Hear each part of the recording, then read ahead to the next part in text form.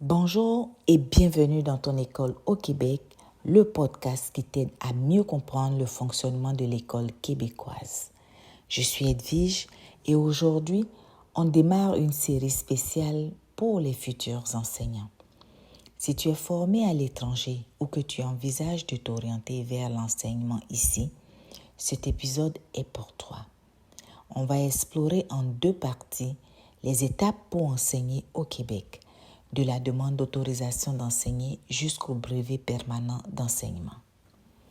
Première partie, la demande d'autorisation d'enseigner et l'avis d'admissibilité. Vous pouvez faire la demande d'autorisation d'enseigner depuis votre pays d'origine. C'est gratuit et vous la faites en ligne.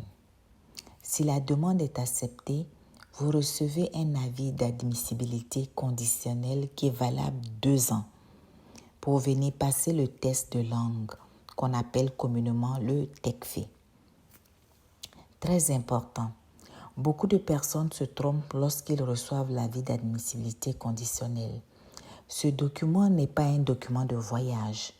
Il ne vous donne aucun statut au niveau de l'immigration. Il est important d'éviter de venir avec un visa visiteur.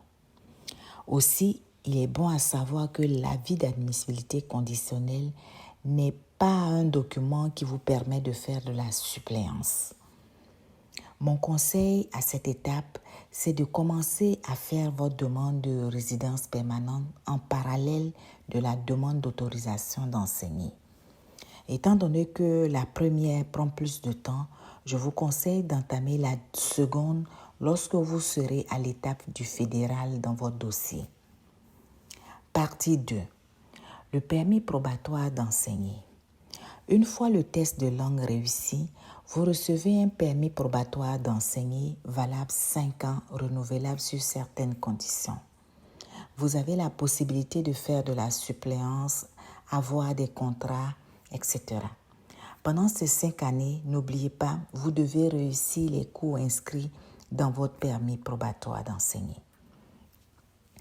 Recommandations à cette étape. Depuis votre pays d'origine, vous pouvez faire la demande d'équivalence des diplômes obtenus hors Canada.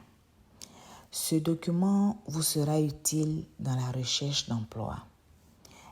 Ainsi, vous pouvez postuler dans les centres de services scolaires, dans les écoles privées. Il existe présentement une pénurie d'enseignants, surtout au primaire, au secondaire dans les matières comme mathématiques, sciences, français, anglais. Les milieux en région, il y a vraiment une pénurie. En conclusion, qu'est-ce que je peux vous dire? Enseigner au Québec est un beau projet, mais il faut en connaître les étapes. Entre la reconnaissance de diplôme, le permis d'enseigner et l'intégration au milieu scolaire, tu peux être accompagné à chaque étape. Le mois de septembre continue avec d'autres sujets. Salaire, intégration dans l'équipe école, reconnaissance de l'expérience, etc. Pour une question personnelle ou un accompagnement, réserve un appel via le lien dans la description. Merci de ton écoute. À mercredi prochain dans ton école au Québec. À bientôt.